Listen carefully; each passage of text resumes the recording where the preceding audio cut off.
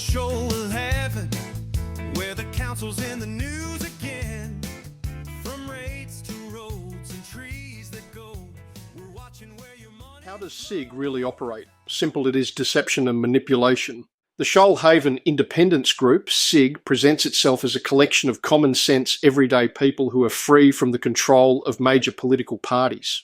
On the surface, their messaging leans heavily into the idea of independence, relatability, and a desire to cut through bureaucracy for the benefit of the everyman.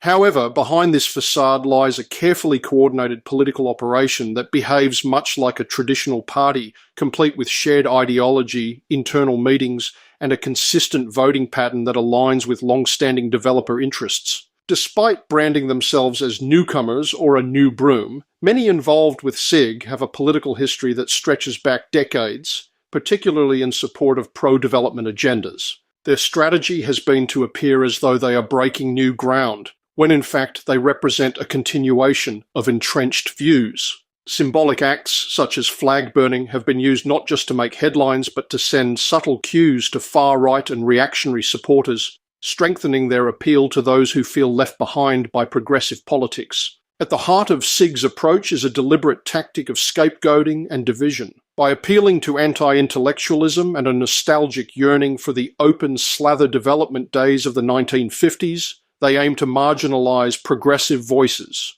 Their base is cultivated through messaging that frames government oversight, planning rules, and climate-conscious development as threats to freedom and prosperity. Minority viewpoints are cast as elite, while the group positions itself as defenders of the everyday citizen.